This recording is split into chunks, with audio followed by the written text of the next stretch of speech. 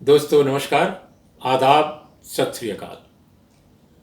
इस वक्त जब मैं आपसे बात कर रहा हूं, अपने देश में 4,30,000 के आसपास लोग संक्रमित हैं कोरोना से। इस वक्त जो कोरोना से होने वाली मौतें हैं उनका जो आंकड़ा आ रहा है वो 13,500 के आसपास पहुंच चुका है। 10 लाख पर 5,038 टेस्टिंग का हमारे यहाँ अभी तक आंकड़ा आया है, यानी 10 लाख लोगों पर 5,038 लोगों की टेस्टिंग हो रही है अपने देश में।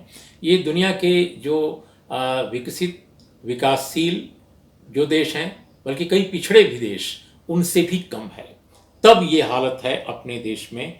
इस वक्त अगर देखा जाए तो हम 15वां देश थे जब हमारे यहाँ लॉकडाउन वगैरह की शुरुआत की गई थी। अब हम चौथे देश बन गए हैं संख्या के हिसाब से जो संक्रमित हैं कोरोना से। और बीते 13 दिनों में अपने देश में जो जो संख्या है संक्रमित लोगों की, वो समझ लीजिए कि 2 लाख से 4 लाख यानी दोगुनी हो गई है। तो ये गति, ये स्पीड हमारे देश में इस महामारी को लेकर है। और महानगरों को अगर छोड़ दिया जाए जहां सबसे अधिक इसका प्रकोप है, तो अब ये छोटे शहरों में, कस्बों में और यूं कहा जाए कि मझोले शहरों में भी इसका जो असर है वो बहुत तेजी से दिख रहा है। हालात इस तरह के हैं कि एक तरफ कोरोना महामारी से, इसके इन्फेक्शन से मरने वाले, संक्रमित होने वाले लोगों की तादाद बढ़ रही है।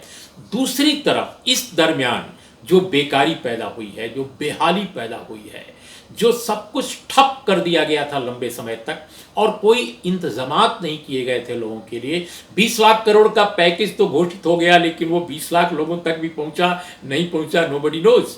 क्योंकि जहां भी लोगों से आप बात कीजिए, पता चला उनके पास कुछ भी नहीं है। अगर वो संक्रमित हो रहे हैं तो अस्पताल में जगह नहीं है, अगर वो बीमार पड़ रहे हैं तो उनकी देखभाल कोई नहीं कर रहा है, अगर कल्पना कीजिए वो नौकरी से बाहर हैं तो कोई उनके पास मुआवजा या कंपनसेशन या कोई भी कंपनसेटरी एक अमाउंट उनके यहाँ नहीं पहुंच रहा है, जैसा दुनिया के दूसरे मुल्कों में बहुत सारे जगहों पर पहुंचा है। तो ये हालात अपने देश के हैं।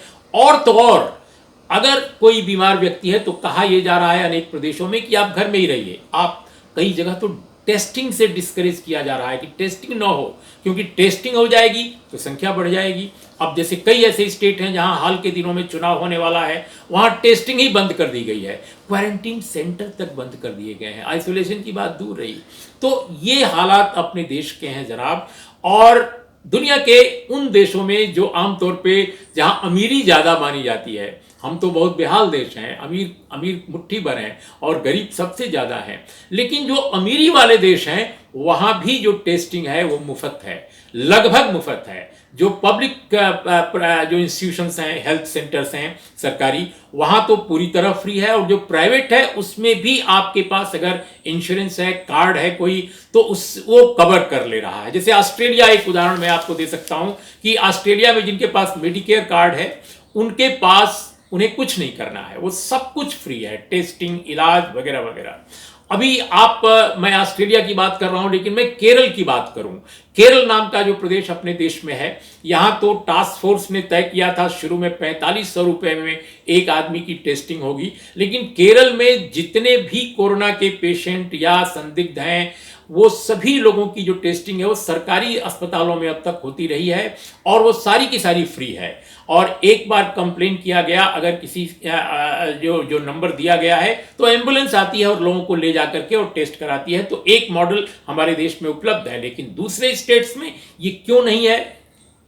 क्या 20 लाख करोड़ का जो पैकेज है उसका आधा हिस्सा छोड़िए, 1/3 हिस्सा भी क्या इन चीजों पर खर्च नहीं किया जा सकता था? I mean PM care fund है, उसका कोई हिस्सा इस पर क्या नहीं खर्च किया जा सकता था कि भाई टेस्टिंग लोगों की हो और उनका इलाज हो, उपचार हो, नए अस्पताल बने। लेकिन ये सब कैसे होता जब मीडिया में कोई सवाल नहीं खड़ा किया जा रहा है, जब मेन स्ट्रीम मीडिया, खासकर वो मीडिया जो दिन रात लोगों तक पहुंचता है, उनके बेडरूम तक पहुंचता है, मैं टेलीविजन चैनलों की बात कर रहा हूं, उन तक ये सवाल नहीं है। हिंदी के अखबारों में भी नहीं सवाल है, अंग्रेजी के भी ज्यादातर अखबारों में सवाल नहीं है, कुछ एक को अगर छोड़ दिया जाए इस मुद्दे पर। लेकिन अगर आप देखिए लगातार 25-30 दिनों से, तो सबसे अधिक प्रमुखता से जो चीजें मीडिया में उठी हैं वो सरहदी विवाद है। और जो सरहदी विवाद है उसमें जो गलवान वैली का जो मामला है, जो 15 और 16 तारीख की रात से भयानक रूप ले लिया, क्योंकि हमारे 20 जवान वो मौत के घाट उतारे गए। उसमें कर्नल रैंक के, कमांडिंग ऑफिसर रैंक एक ऑफिसर भी थे, और कुल मिलाकर 20 जवानों की शहादत इस देश ने दर्ज की, देखी। अब इस घटना के बाद और बताया जाता है कि 10 जो जवान हैं, जिसमें 4 ऑफिसर थे, वो उनकी हिरासत में थे चीन के सैनिकों के, और उनको भी कुछ दिन के बाद, 3 या 4 दिन के बाद वापसी उनकी हुई। अब ये भी बताया जा रहा है कि इस दरमियान जो झगड़ा हुआ उसमें चीन का भी एक कमांडिंग ऑफिसर मारा गया था। तो हमारा ये कहना है कि इस घटनाक्रम के बाद पूरे मीडिया में अगर देखिए, चैनलों में देखिए, तो कोरोना को बिल्कुल छोड़ दिया गया। बिल्कुल इस महामारी में सरकार की जो महाविफलता है, सरकार की सत्ता की, प्रशासन की जो महाविफलता है, वो गायब हो गई। उस पर कहीं किसी की नजर नहीं। लोगों को कहा गया कि अब आप भूल जाओ। टेलीविजन चैनलों ने, अखबारों ने, खासकर भाषाई अखबारों ने लोगों को एक तरह से भुलाने का, जैसे ठीक है आपका सरहदी डिस्प्यूट है, लेकिन आज उस सरहदी डिस्प्यूट को 20 लोगों की शहादत के बाद सेटल किया जा रहा है। आज उसको पटरी पर लाया जा रहा है। हमारे कई नेता, 2 नेता, एक पहुंच चुके हैं, पहुंचने वाले हैं। अब ये 2 लोग विदेश में, रूस में हैं, और भी बहुत सारे जो कमांडिंग ऑफिसर्स लेवल जो मीटिंग्स हैं, जो वार्ताएं हैं, वो हो रही हैं, हुई हैं पहले भी, अभी भी हो रही हैं। अब एक दावा किया जा रहा है कि चीन और भारत में सब कुछ ठीक ठाक होने के संकेत, ठोस संकेत मिल गए हैं। अभी मैं सुबह देख रहा था टेलीविजन चैनलों पर यही कहानी चल रही है। हमारा यह कहना है कि कोरोना महामारी के इस दौर में जो बीते 20 दिनों, 25 दिनों के दरमियान चल रहा था, जिसका एक तरह से दुखद मैं चरमोत्कर्ष कहूंगा, कल्मिनेशन कहूंगा, अनफॉर्चुनेट, वो 15 और 16 की रात को दिखाई पड़ा।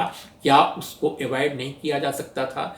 क्या उसको सेटल पहले समय रहते नहीं किया जा सकता था? और उस घटना की फौरन बाद क्या हमने देखा? जो सत्ताधारी दल है, सत्ताधारी दल के एक ट्विटर अकाउंट पे जो बिहार की पार्टी ने दिया, अब उस पर जो चकित करने वाली बात है, उस पर चकित करने वाली बात दोस्तों यह है कि उसमें कहा गया था कि हमारे वीर सैनिकों ने लद्दाख में जो बलिदान दिया है, मैं गौरव के साथ इस बात का जिक्र करना चाहूंगा कि ये पराक्रम बिहार रेजिमेंट का है, हर बिहारी को इसका गर्व होता है। प्रधानमंत्री का फोटो है और उनकी तरफ से दिया गया ये संदेश भारतीय जनता पार्टी ने ऑफिशियल अपने ट्विटर अकाउंट पे डाला है। अब सवाल इस बात का है कि बिहार में चुनाव भी है, बिहार रेजिमेंट में बिहार शब्द है। यह अलग बात है कि बिहार रेजिमेंट का मतलब बिहार नहीं होता है। बिहार रेजिमेंट में हर क्षेत्र के सैनिक कमांडिंग ऑफिसर हो सकते हैं। हम जानते हैं कि बी संतोष साहब, जो शहादत जिनकी हुई, वो स्वयं तेलंगाना के रहने वाले थे और वो बिहार रेजिमेंट को कमांड कर रहे थे। और भी बहुत सारे जो इसमें जवान मारे गए हैं, जो शहादत जिनकी हुई है, वो अनेक प्रदेशों के हैं। उन प्रदेशों में आपका तेलंगाना हो सकता है, उसमें पंजाब है, उसमें उड़ीसा है, छत्तीसगढ़ है, यूपी है, हिमाचल भी है। तो ये जो चीज़ें आई वो भी देखने में समझ में आ सकता है कि उसके पीछे क्या कहानी थी। लेकिन दोस्तों, सबसे जो चिंताजनक बात है, सबसे जो मीडिया के बारे में जो एक सवाल खड़ा करने वाली बात है कि क्या वाकई हमने इस दरमियान जो देखा है, कोरोना जैसी महामारी के दौर में भी, जब मनुष्यता पर गहरा संकट है, सभ्यता पर गहरा संकट है, समाज पर गहरा संकट है, हमारा मेन स्ट्रीम मीडिया, खासकर इलेक्ट्रॉनिक चैनल और खासकर अंग्रेजी और हिंदी के चैनल, जिस तरह का माहौल क्रिएट किया उन लोगों ने अपने अपने पर्दे पर, क्या आप इनको मीडिया का हिस्सा बता सकते हैं? मुझे नहीं लगता दोस्तों कि अब इसको गोदी मीडिया कहकर भी हम न्याय करेंगे। ये न तो गोदी मीडिया है, न तो ये सत्ता का मीडिया है। मुझे लगता है कि ये मीडिया अब रह ही नहीं गया है।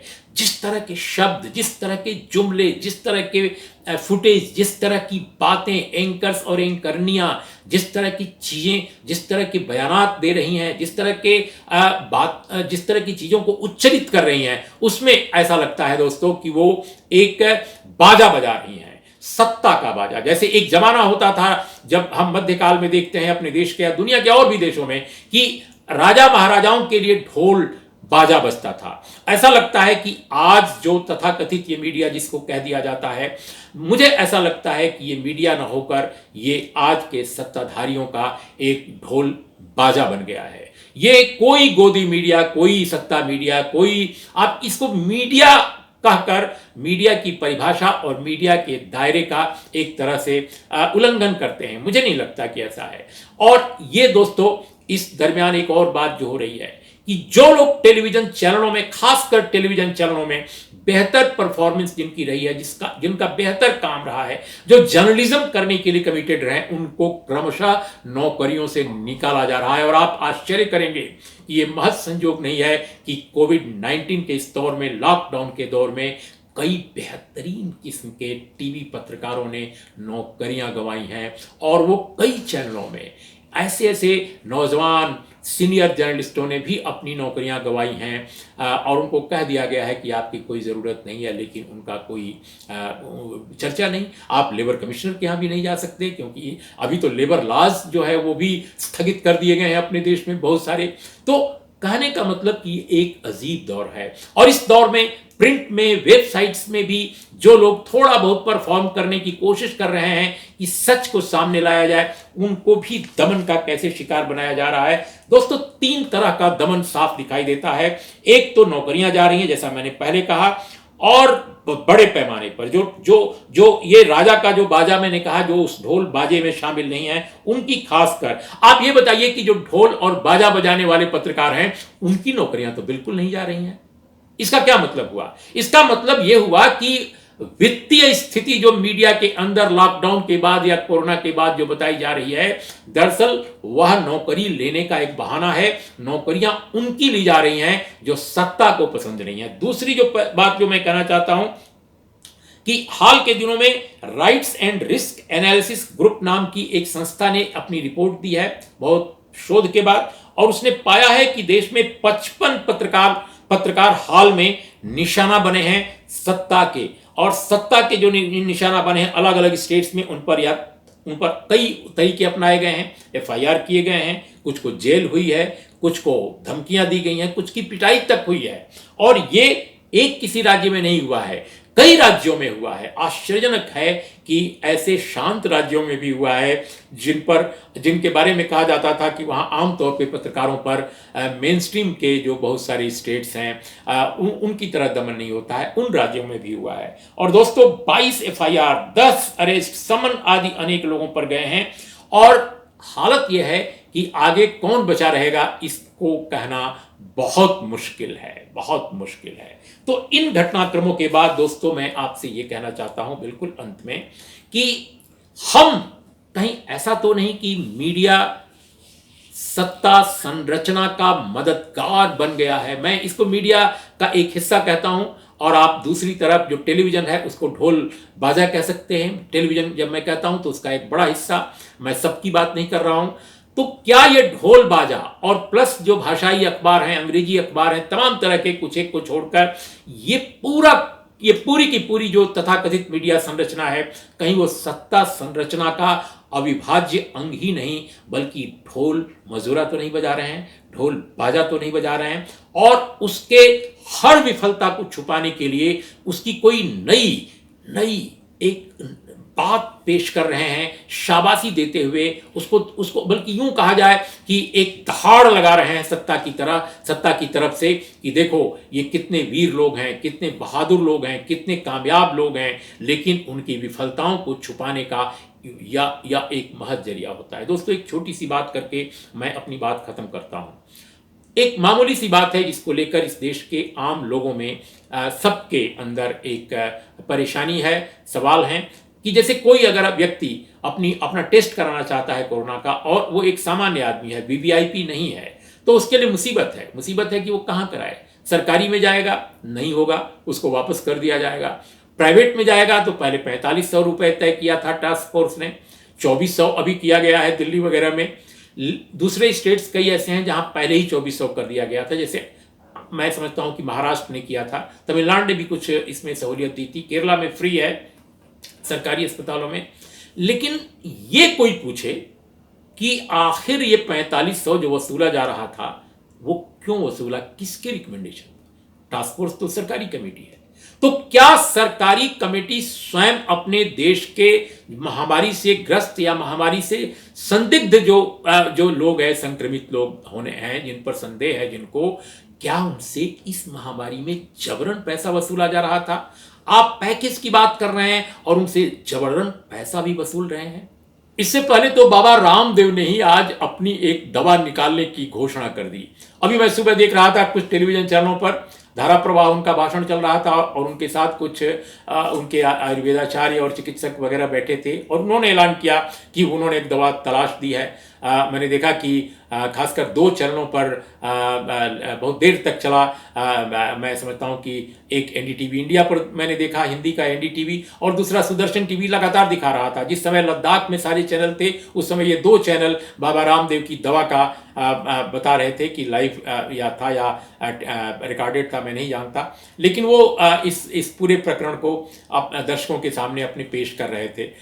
अब मैं ये समझना चाहता हूं कि ये सरकारी जो संस्थाएं हैं, आईसीएमआर हो, उसके डिफरेंट रिसर्च इंस्टीट्यूट्स हैं, वो क्या कर रहे हैं, और वो इस तरह के जो आविष्कार के दावे किए जा रहे हैं, तमाम जो खोज बताई जा रही है, उसकी जो गुणवत्ता है, उसकी जो क्वालिटी है, उसके बारे में उनका क्या कहना है, ये कम से कम जनता को तो जरूर बताया जाना चाहिए। दोस्तों, ये कुछ बातें थी जो मैं आपके सामने करना चाहता था। और एक जो प्रश्न मुझे लगता है कि सबके दिमागों में है कि इस वक्त महामारी के दौरान जो भूख और सामान्य बीमारियों से, बेहाली से जो भारी संख्या में मौतें हो रही हैं, मीडिया में वो सब कुछ गायब है। मीडिया में वो खबर ही नहीं है।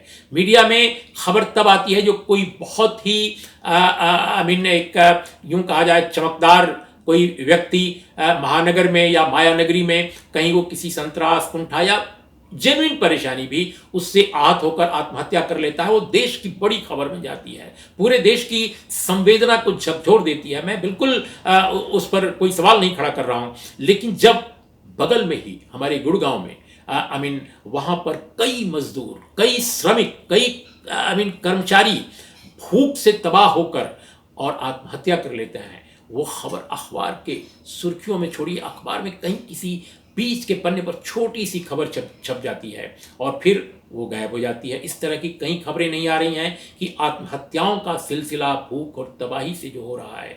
और मीडिया सिर्फ लद्दाख नहीं बल्कि अपने चैनल के आसमान पर उड़ते हुए मिराजों, तेजस, सुखोई और जगवारों को दिखाने में बिल्कुल ऐसा लगता है कि मशगूल है। तो इसीलिए मैं कहता हूं दोस्तों कि अब टेलीविज़न चैनल न्यूज़ चैनल न होकर वो ढोल बाजा बन गए हैं। इन्हीं शब्दों के साथ आज की चर्चा का समापन करते हैं। नमस्कार, आदाब, सत श्री अकाल।